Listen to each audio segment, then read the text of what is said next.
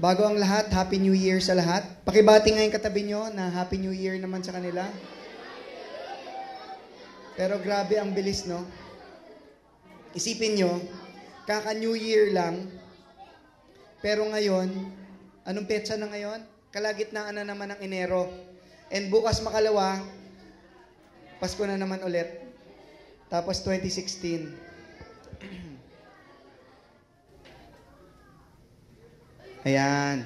Ang title na gusto kong since New Year ngayon, ang gusto ko sanang ipag-usapan ngayon sa inyo, ang topic ko, starting anew. Pero actually, itong starting anew, ano yan yan yung unang-una kong ginagawa. Nung ginagawa ko yung message ko, yun yung gusto kong pag-usapan, kung paano tayo nagsisimula ulit. Okay? Pero ngayon, parang gusto ko siyang palitan ng title na Let It Go. Pero yung niya, tama-tama, marami tayong mga bata rito. Basahin muna natin tong verse natin today. Ito, sulat to ni John. Sabi niya dito, 1, 2, teka lang, kids, let's all pay attention. Okay? 1, 2, 3. Dear friend, I hope all is well with you, that you are as healthy in body as you are strong in spirit. And ito, sinulat to ni Saint John. Habang siya ay nasa kulungan. And dito, kinakamusta niya yung mga nasa simbahan. So ito, gusto kong tanungin kayo. Since bagong taon ngayon, ito, maganda doon sa kinamusta niya. Sabi niya, I hope na sana kayo ay nasa mabuting kalagayan, yung inyong health. But not only that, sabi niya, sana, pati yung spirito nyo okay. And tayo, madalas tayo, pag nakakita tayo ng kaibigan, di ba, kinakamusta natin, uy, long time no see. Kamusta ka na? Di ba? Pero kayo ba, kinakamusta mo yung mga kaibigan nyo na kunyari, 2 years mo nang hindi nakita? Uy, pare, long time no see, kamusta ka na? Oh, how's your spirit? Very uncommon nating naririnig, di ba? Pero actually, kung tutuusin, dapat talaga sa mga tao, kinakamusta natin ang mga tao na nakakasalubong natin. Kamusta ang health mo? Pero hindi lang yon. Kamusta din ang spirit mo? Kasi alam nyo ba na tayo, we are responsible for our own spirit. Na for example, may mga nangyari sa yung hindi mo gusto. May magagawa ka ba doon? Wala, di ba? Sometimes meron, pero kadalasan wala. Di ba? Pagka kunyari, nagda-drive ka, kahit ang ayos-ayos mo nagda-drive, biglang may bumangga sa'yo, hindi mo naman kasalanan yon. Di ba? Wala kang magagawa doon Talagang merong mga aksidente. Pero, kung kung kamusta yung spirito mo, nasa sa inyo yun Kunyari, kaninang hapon doon sa child service, merong 2 batang, 3 silang nagsusuntukan doon sa taas, and kanuusap ko silang 2, kasi hindi ko nakita yung isa Kinamusta ko sila. Sabi ko, ano nangyari sa inyo? Bakit kayo nag-aaway? Sabi nung isa, siya kasi, dinaganan niya ako. Sabi niya, hindi. Siya kasi, siniko niya ako sa muka. Di ba? Pero, nasa sa inyo yun kung anong gusto mong gawin. Kung gusto mong magalit, kung gusto mong magwala, kung gusto mong gumante, nasa sa inyo yun. Intindi? Okay? So, ang gusto kong ipa-share sa inyo today, 8 points. Try nating bilisan. Kasi gusto ko kayong mapakawalan ng maaga dahil alam ko bukas may pasok kayo. Since bagong taon ngayon, kadalasan ng mga tao, meron tayong mga New Year's resolution, tama? Ilan sa inyo may New Year's resolution? Wala. Hindi na uso nag-New Year's resolution. Sino sa inyo, ikaw meron? Buti ka pa. Anong New Year's resolution mo? Anong New Year's resolution mo? Game. Magbago po. Magbago? Ng muka? Ng ano? Anong babaguhin mo? Anong ugali mo ang gusto mong baguhin? Attitude. Yan. So ngayon, anong pangalan mo? Ha? Ian. Ian, tayo ka dito. Ayan. So, sino sa inyo nakakakilala dito kay Ian? Kilala nyo siya. Okay? Meron siyang New Year's resolution na gusto niya na magbago ng ugali. Para ba yan sa ikakabuti o gusto mo mas maging masama ugali mo? Mas gusto niya maging mabuti. So since kayo, kilala niyo si Ian, Every time na nakita nyo siya na masama ang ugali niya, sabihin nyo siya, uy, Ian, naalala mo yung New Year's resolution nyo? Di ba? Maaalala niya, matutulungan niyo siya magbago. And you know, one thing I learned about yung mga resolution, dapat ganun eh. Pagka meron kang resolution, dapat mong ikwento yan sa ibang tao. Kasi pag marami yan, for example, ang New Year's resolution ng isang tao, hindi na ako maninigrilyo. Pag siya lang ang nagsabi sa sarili niyang ganun, tapos nagsigarilyo siya, sabi niya, hindi naman ako, wala naman akong pinagsabihan eh, sarili ko lang naman ang nilalabag ko. Pero pag maraming tao ang nakakaalam na dapat siyang hindi naman nigarilyo at may naninita sa kanya, meron siyang accountability. Okay? Pero itong topic ko sa inyo, hindi yun. Itong 8 points na to, imbis na resolution, kasi ako, hindi na rin ako nagre-resolution eh. Kasi every time nagre-resolution ako, hindi ko rin siya nagagawa. So itong mga 8 points na to, ito yung mga bagay na nandun sa year 2014 na dapat pakawalan na natin. Okay? Okay ba yon? At bago ang lahat, sino sa inyo nanood ng Frozen? Sino sa inyo alam yung kantang Frozen, sa Frozen, yung Let It Go? Okay, Let It Go. Itong topic ko sa inyo, kahit na magandang ituturo ko sa inyo, aminin ko sa inyo, na-inspire ako doon sa kanta. Dahil galing akong Jensan, first few days namin doon, wala kaming ginawa kundi manood ng Frozen. Habang pinapakinggan yung kanta, na-inspire ako. Sabi ko, alam mo, pwede ito doon sa topic ko. So, ito yung lyrics niya. Sabi niya dito, let it go, can't hold it back anymore. Let it go, let it go. Turn away and slam the door. I don't care what they're going to say. Let the storm rage on. The cold never bothered me anyway. It's funny how some distance makes everything seem small. And the fears that once controlled me can't get to me at all. It's time to see what I can do to test the limits and break through. No right, no wrong, no rules to... Ayan, for me, I'm free. So, dyan natin kukunin tong 8 points na to. And isa-isahin natin siya. Ready ba kayo? Ready? And by the way, meron kaming mga handout eh. Ayaw ko kung meron kayo ng handout. So hopefully, meron kayo pansulat. Meron kayo pansulat? Wala? Okay. Meron kami ditong lapis, pero please, wag niyong iuwi ang lapis. Ibalik niyo para next week, next week, meron pa rin kayong magamit. Okay? Okay ba yon? Papiram kayo ng lapis, pero yung pintuan, may detector kami dyan, malalaman kung nasa bulsa niyo yung lapis. Okay? So, point number 1.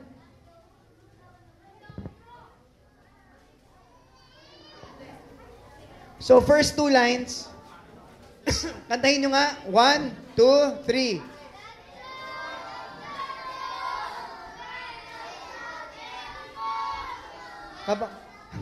Parang may reverb, no? Nauna to, sumunod parang may echo.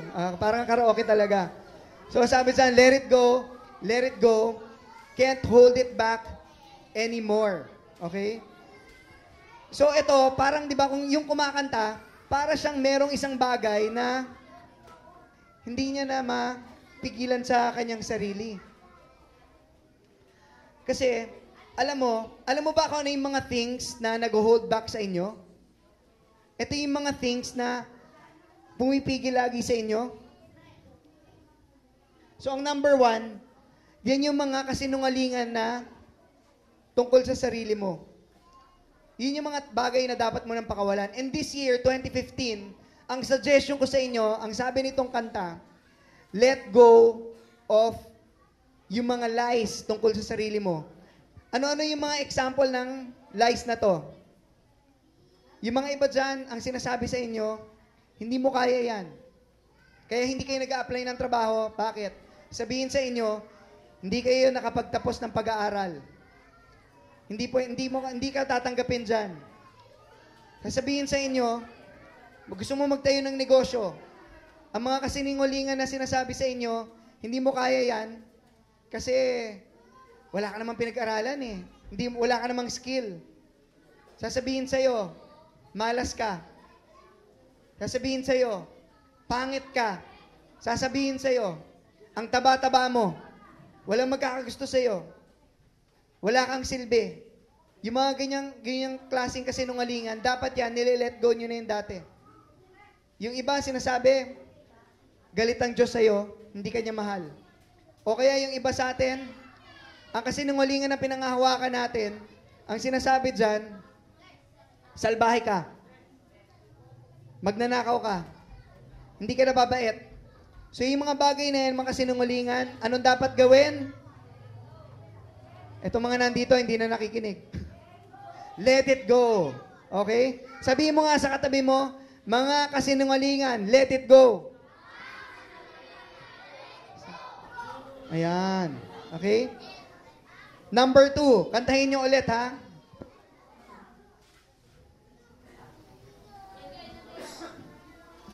Wala na. 1, 2, 3.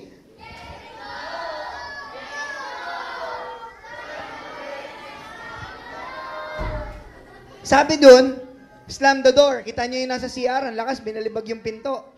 Di ba? Sinarado. Ano ang dapat nyong saraduhan? Ano yung mga bagay na dapat nyong saraduhan ngayong taon na to? Yung bang mga magulang nyo, dapat nyong saraduhan ng pinto? Hindi, di ba? Ang dapat nyong saraduhan ng pinto, ito, unhealthy relationships. Ano ba yung unhealthy relationships na yan? Yan yung mga tao na hindi naman nakakapagdulot ng kabutihan sa inyo. Yan yung mga bad influence nyong mga slam the door nga, no? Yan yung mga tao na hindi naman kayo nang ini-influensya ng mabuti. Okay? Ano yung mga example dito? Kunyari, meron kang karelasyon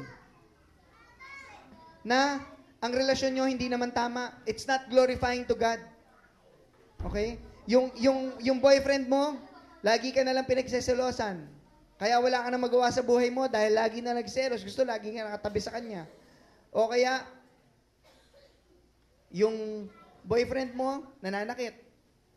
O kaya, yung mga barkada mo, walang ginagawa, kundi aayain ka lagi makipag-inuman na makipag-inuman. Tapos, pag inuman na, laging pag gusto mo nang umuwi, laging one for the road. Pero nakakailang one for the road na yan. Ayaw kong pauwi hanggat hindi ka gumagapang. So yung mga ganyang klase, mga unhealthy relationships, iwasan nyo na yun. Di ba? Hindi nyo kailangan mag-aksaya ng oras sa mga ganyan. This year, i-reserve nyo ang energy nyo para sa mga tao na constructive yung mga pinagsasamahan nyo. Malinaw?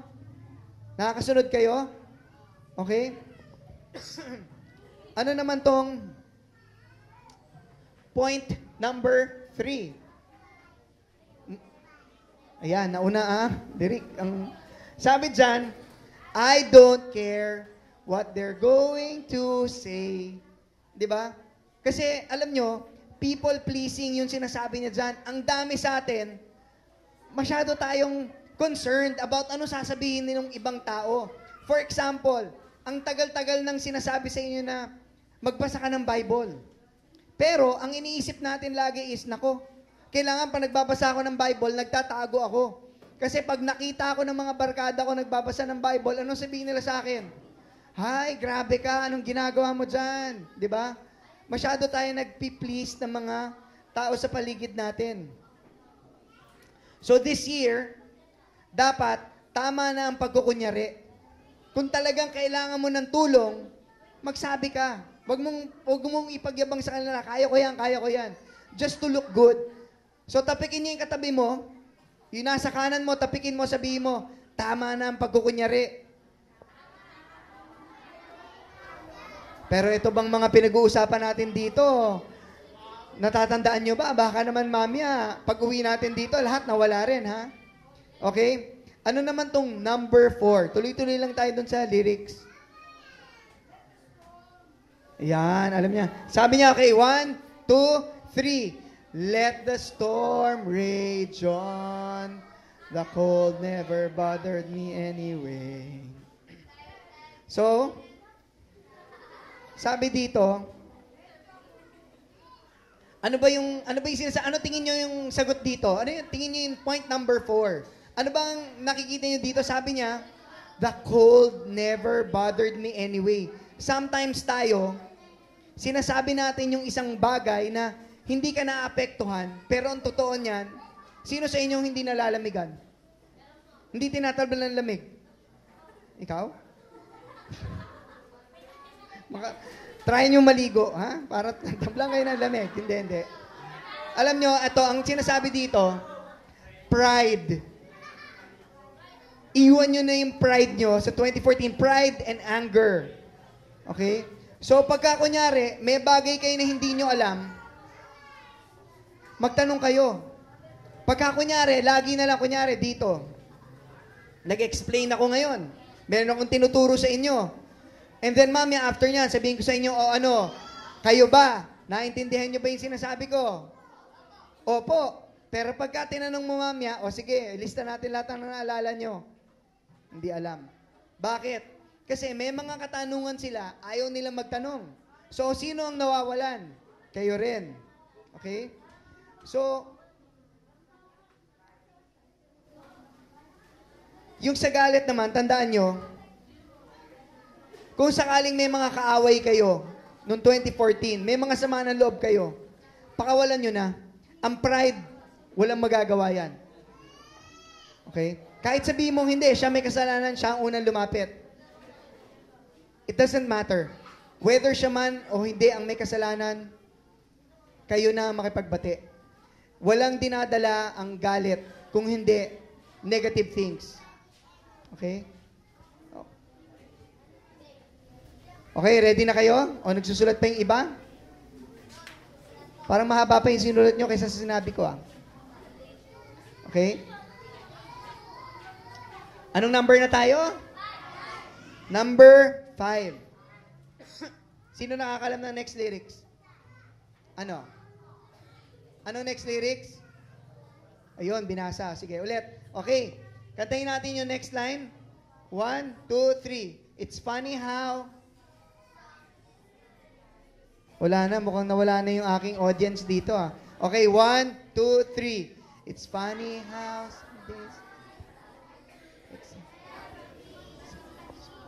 Okay.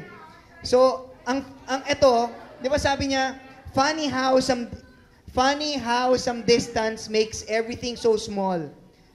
At ang number 5 natin is yung maling paningin. Alam mo ang mga problema. Sino sa inyo may problema? Sino sa inyo may problema? Kayo may problema kayo? Malaki yung problema mo? Hindi. Si ate, I'm Melda. Malaki problema mo, maliit. Malaki. Alam mo may solusyon, di ba? How about dito? Correct. Alam nyo, tandaan nyo, ang sabi dito, pagka daw ikaw, malaki yung problema mo, ano ang kailangan mong gawin? Ha? Sabi dito, tawanan. Nandun pa rin yun pag tinawanan mo yun. Hindi. Ang sabi dyan, pagka kunyari may problema, malaking problema, pag lumayo ka ng konti sa isang bagay, ano nangyayari doon sa bagay na yon? Lumiliit. Okay?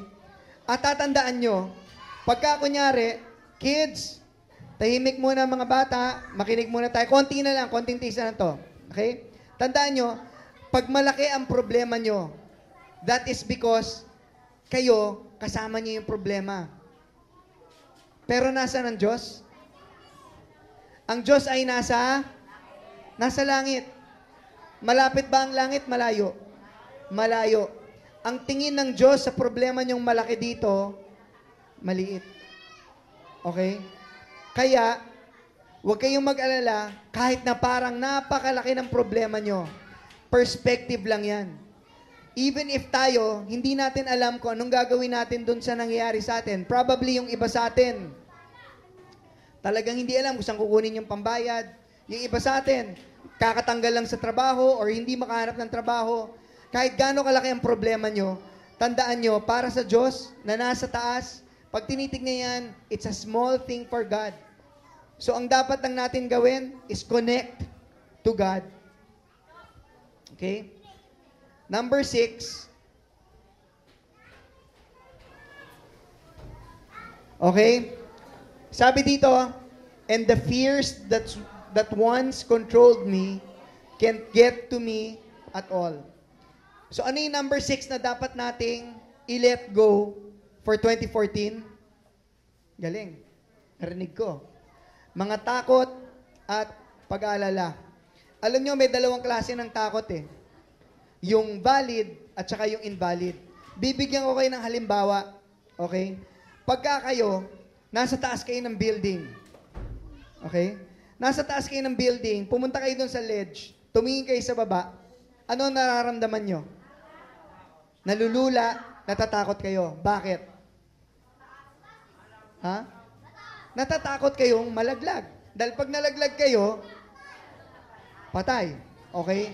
Valid ang takot. Alam nyo, ang takot, binigay sa atin ng Diyos ang takot para proteksyonan yung sarili natin.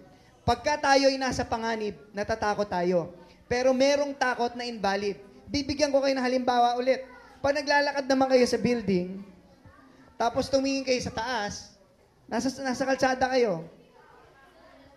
Minsan, may mga tao na natatakot pa rin. Bakit sila natatakot? Hindi naman sila pwedeng lumipad pataas. Di ba? Baka masagasaan. So, yun ang invalid. Sometimes tayo, nalulula tayo sa mga bagay na hindi naman dapat malula. Natatakot lang. Like for example, di ba? Si Ana, tanungin ko si Ana, Ana, halika dito, pumunta ka dito sa harap, ikwento mo ko ano yung mga things na kinakatakutan mo. Di ba? Kita mo si Ana, natakot siyang bigla. That is an example of an invalid na takot. But what if hindi alam ni Ana na meron pala akong prize na dapat na ibibigay sa kanya? Bibigyan ko pala siya dapat ng 1,000 kung sakaling sumagot lang siya. Di ang sasabihin ni Ana is, sayang dapat pala. Ako na lang ang sumagot. Di ba? Sometimes, salamat na lang. Okay, hindi niya kailangan yon, di ba? Pero sometimes, nami-miss out natin ang mga opportunity sa buhay dahil hinahayaan natin yung takot natin na manguna. Okay? Tama ba yon? So, dapat, point number 6, this year, kalimutan nyo muna yung mga takot. Okay? For example, pag sinabi ng Revelation Church, kailangan namin ng volunteers. Huwag na kayong mahiya. Pagka gusto nyo talaga, pagka naramdaman nyo na, uy, parang gusto ko mag-volunteer dito sa parang gusto ko magpunta. Go na. Diba? Kasi sayang yung opportunity. There's an opportunity to learn. There's an opportunity to serve. Meron ding opportunity para ma-bless and to bless others. Okay? Kaya tapikin mo yung katabi mo, sabihin mo, tama na, huwag ka na matakot. Okay? Pero huwag niyong takutin yung katabi niyo, ha?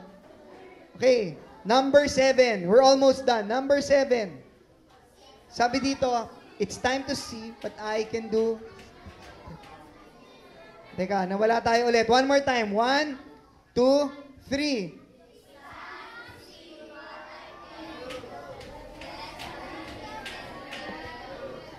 So, number 7, ang dapat nating iwan,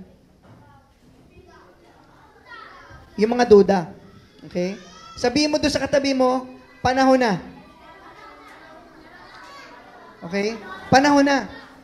For the longest time, hinahayaan mo na diktahan ka ng iba kung ano yung kaya mo at saka hindi. Ngayon, dito sa 2015, dapat, sabi dito sa lyrics, test the limits and breakthrough. Hindi ka na dapat na nagpapalusot, wala ka na dapat mga dahilan, magtiwala ka sa sarili mo. Kung wala ka man tiwala sa sarili mo, magtiwala ka sa mga bagay na kayang gawin ng Diyos sa inyo. Okay? So, iwan nyo na yung duda dyan. And lastly, sabi dito, parang hindi nyo na alam tong part ng song na to, no?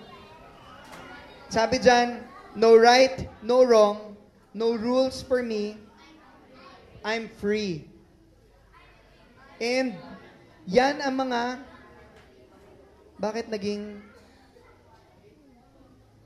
hindi dapat yan maling paniniwala ulit. Okay? May isa pa yan. Okay? Sabi dito sa verse na to, if the Son sets you free, you will be free indeed.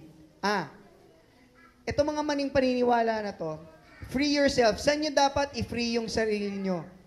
I-free nyo yung sarili nyo. Itong paniniwala na to, it's talking about mga beliefs.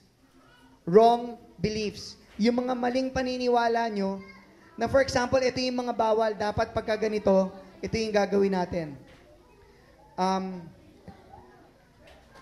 Alam nyo dito, dyan sa likod, meron tayo dyang Bible. Eventually, ang goal namin, dun sa baba, magkaroon tayo doon ng parang library na kung saan yung mga members, kung sakaling wala kayong Bible, pwede kayong pumunta and you can read. You can watch kung ano yung mga materials na meron kami at ma-share namin sa inyo.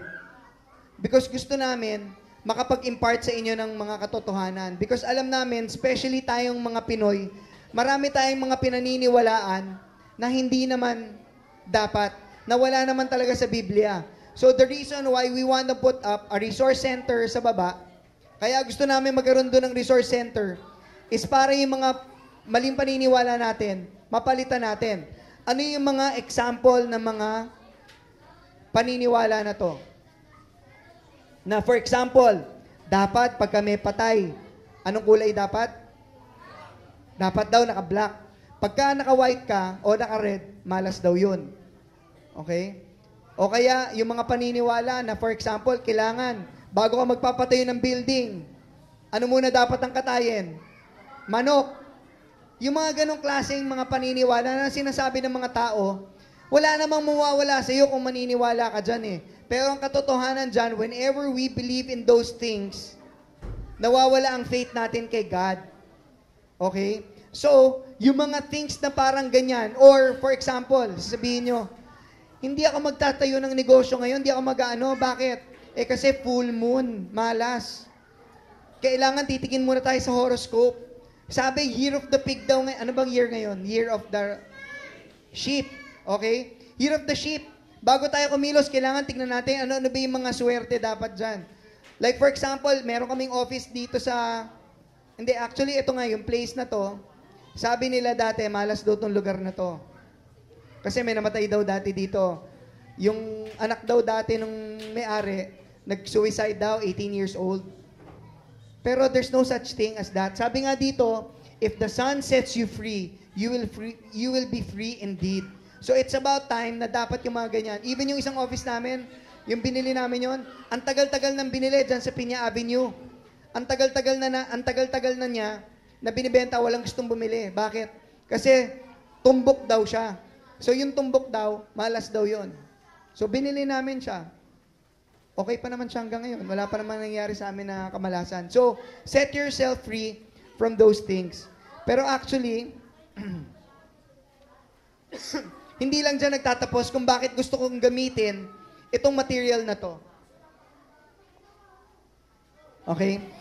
Actually, ilan sa inyo hindi pa nakakapanood itong Frozen? Hindi nakapanood? Hindi? Hindi pa nakapanood? Kahit yung pirated, hindi? Okay? So, alam mo, ang maganda kasi dito sa Frozen, usually, pag nanood kayo ng mga fairy tales, lagi ang ending, yung bidang lalaki at saka yung bidang babae, nagkakatuluyan sila. Very common yan, especially sa mga Disney films. Pero ang nagustuhan ko dito, kids, alam niyo, nagustuhan ko dito sa pinikulang to, nagkaroon siya ng twist sa huli. Okay? So, ang twist dito, kung makikita nyo, ang original na magka-partner dyan, eto, si Princess Anna, at saka itong lalaking to, anong pangalan nito? Ang pangalan niya, Hans. Tama. Si Hans, dapat silang dalawa yung magpapakasal eh. Sila yung mag-partner. Okay? Sila dapat yung mag-partner. Ang nakaaway nila, itong si Elsa. Okay? Kaso, pagdating sa ending, nagkaroon ng twist. Ito pa lang si Hans, masama pala to. So, makikita natin, ito sa ending na to, papakita ko sa inyo yung short clip of the video. Okay? Kasi, itong si Ana, mamamatay na siya. Hindi, panoorin nyo na lang. Okay? So, si Ana, di ba, na-freeze siya. The only way para ma-reverse yung spell sa kanya is pagka nakaramdam daw siya ng true love. Okay? Ng true love. And syempre, pagka sinabing true love, usually tayo, ine-expect natin yun na manggagaling yan kinino? Dun sa lalaki. Either kay Hans or dun sa isang lalaki siguro, kay Christoph. So yun ang ine-expect mo all along. Sino kaya sa kanilang dalawa? Sino kaya sa kanilang dalawa? Yung pala, hindi pala yun. Manggagaling pala yun sa sarili niya. Na ang true love comes from within. So yun yung parang, yung galing nitong kwentong to, no? Ma-share nga dun sa church. And you know what?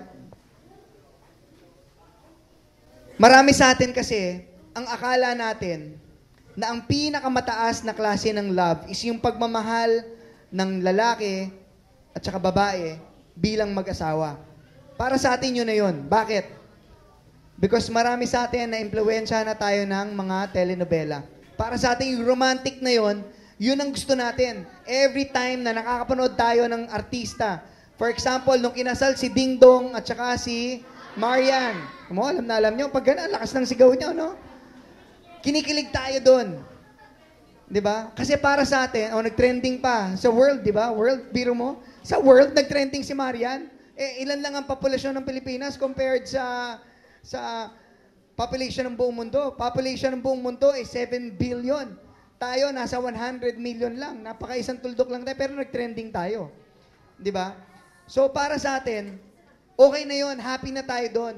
Whereas God is offering us something deeper than that. Sabi nga dito, sa 1 John 3:16, ang sabi dyan, we know what real love is because Jesus gave His life for us. So, we ought to give it up for our lives, for our brothers and sisters.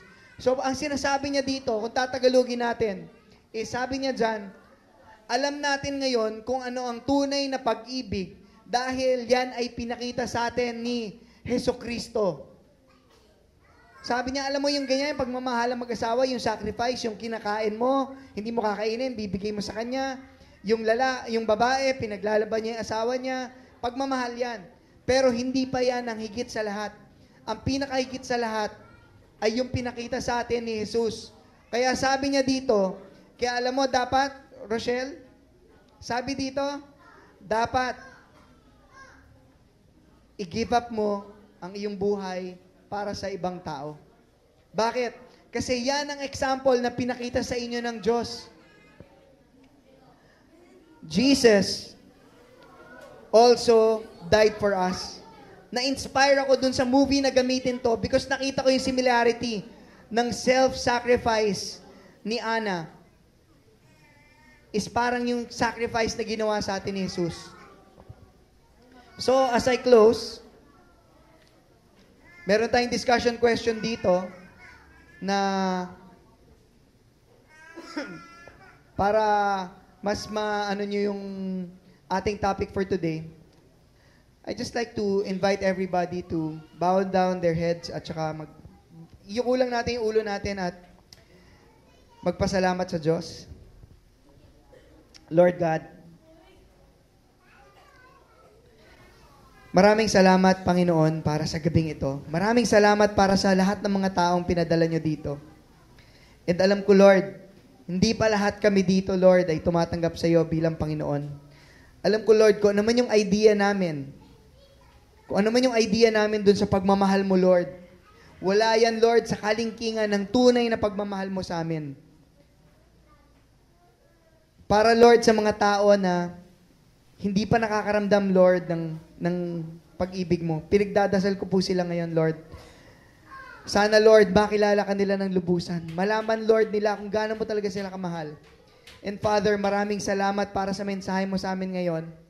Now, may mga bagay kaming dapat na i-let go. And Lord, pinagdadasal ko na sana, Lord, itong 2015, para sa amin, Lord, ay maging mas maganda kaysa sa mga nakaraang taon. I uplift to you, Lord, all our problems, Lord. Yung mga may problema sa pera. Yung mga may pera sa kalusugan. Yung mga may problema, Lord, sa relationships.